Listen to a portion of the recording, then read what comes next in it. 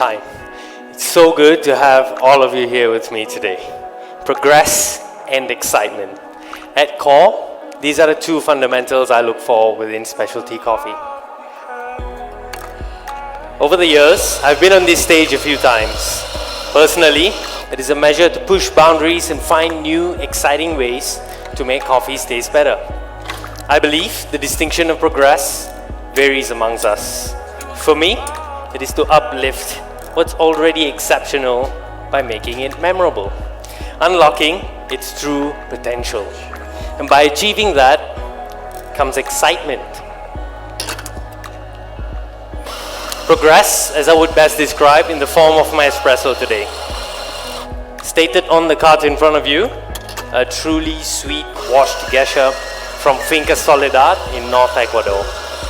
Now we all know that fully washed coffees have the least fermentation, and that is why it's able to offer 100% of its organic taste, terroir, and the land it's grown on. The clarity in this coffee is impossible to miss. I can still recall the exact moment I tasted this coffee on the cupping table. Plenty of sweetness, baked bouquet aromatics, and a vivid vibrancy of how a geisha must be. So that being said, 20 grams in, 45 mils out, sits perfectly for my espressos. Now if you'd please note down on your espresso column, in descending order of flavor intensity, you will find on the top, sweet navel orange, followed by a light nectarine, and Earl Grey.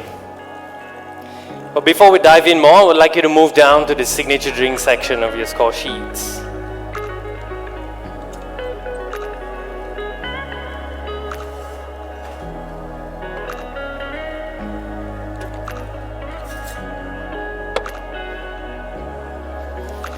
Over here, I'm cooling down the espressos over stainless steel cubes to avoid any form of dilution. So, to express the aromatics of this geisha, I have mosaic hops. That reminds me of the exact flavor notes on the cupping table. It's a hybrid variety of its own, most noted for its tropical scent that will accentuate the flavor of pink guava. If you'd please note that down. I'm extracting 5 grams over 100 mils at 75 degrees Celsius to capture that aromatics with the least bitterness possible. Now, to equate mouthfeel, I'm adding 25 mils of fresh cold-pressed watermelon juice and 1 part citric acid to 100 parts fresh milk, creating a milk wash. This will highlight the candy-like sweetness within this coffee.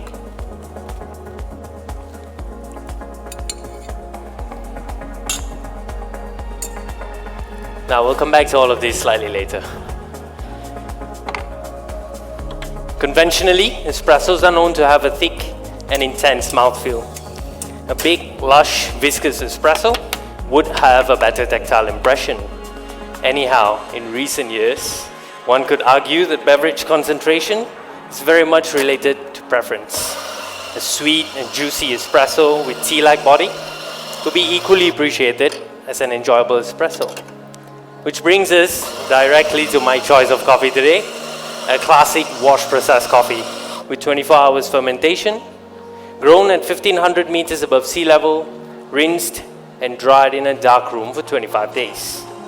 In recent studies, darkroom drying shows a steady declining humidity curve that is important in volatile compound stabilization.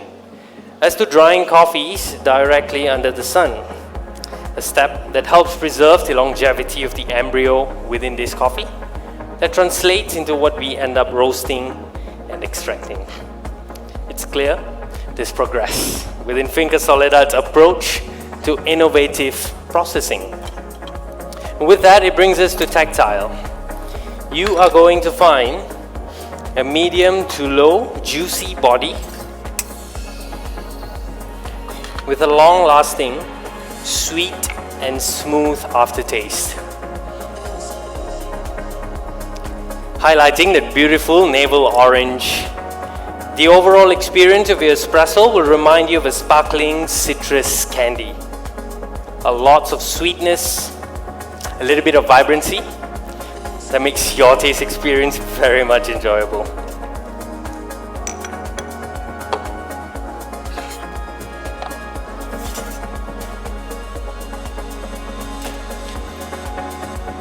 Judges, I'd like you to evaluate the crema. Stir the espressos by default order, and you may place your spoons back into the cups on your right. This is for you. Please enjoy.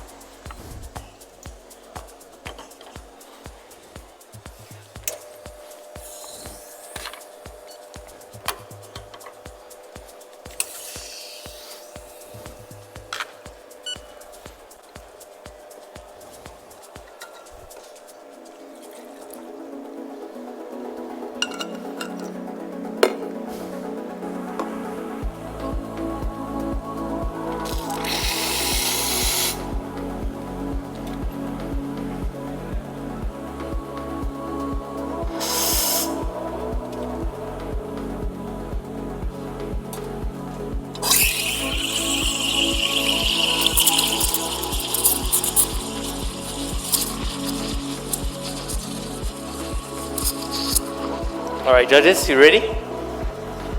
Let's move on to your milk drink. I'm using the same dose with a smaller ratio of 43 ml in a cup. And I'm topping it up with 60 ml of fresh heated milk at 55 degrees Celsius to maintain that sweetness. Now if you please write down your flavor notes. In this milk drink, you will find milk tea, orange cream with an underlying note of caramel. Typically, the sugar and fat in milk are meant to mellow out espressos. But with this ratio in here, they liven it up, which is really important for the varietal that I'm using today. It is known for its bright and vibrant flavor character. It also allows me to transform that Earl Grey note in your espresso into a taste experience of drinking creamy milk tea. These transformations were carefully monitored during roasting and resting. As it ages through off-gassing, losing roast-generated volatiles, that rounded acidity and sweetness you got in your espresso does come through this milk drink.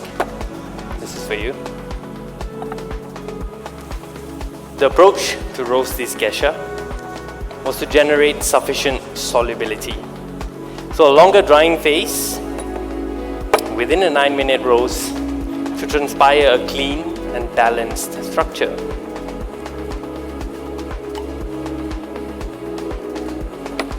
Here you go.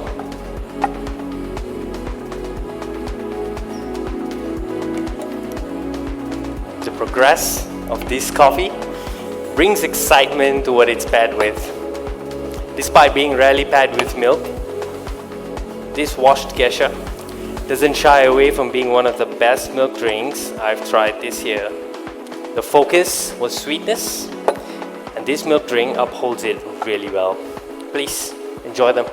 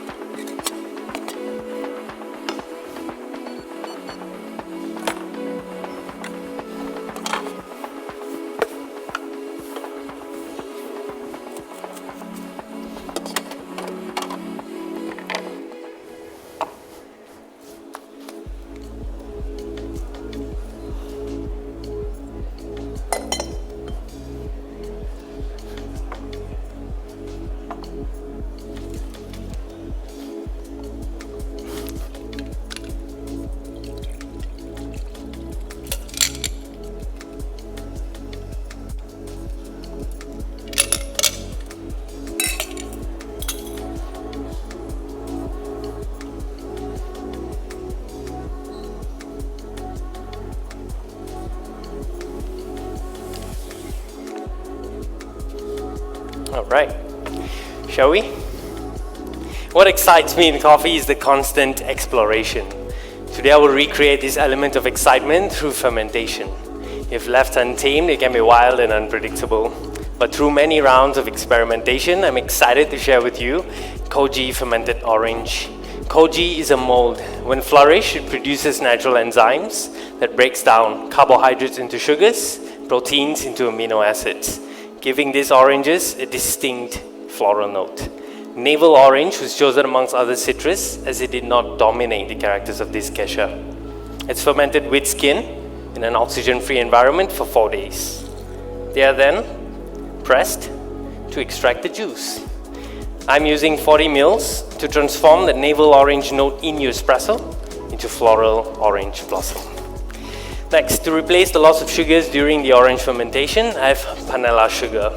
Dissolved in water with a 1:1 ratio, and I'm using 16 mils of it. Panela has qualities that will translate into macerated plums in your drink. For viscosity, 20 mils of the milk wash I created earlier. Watermelon was chosen for its balancing effect. That also helps bring out papaya sweetness in this drink.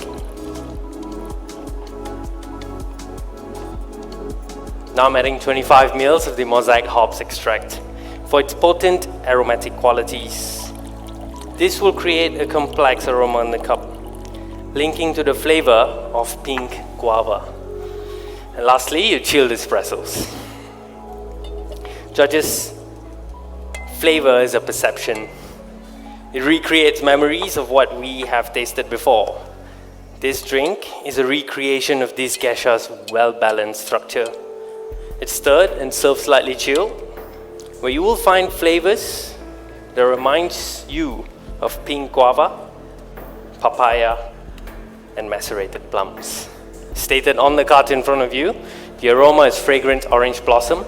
The tactile sits within medium weight. It starts smooth and develops into a syrupy mouthfeel. The finish is long with a persistent white floral note. To complete the taste balance of this drink, I have an umami extract made from scratch.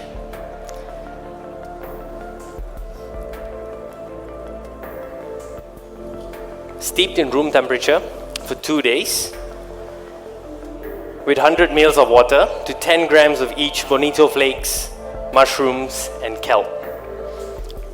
This liquid is then combined with 10 grams of GIGI fermented tomato juice, prepared similarly to the orange fermentation. I'm calling this the umami juice.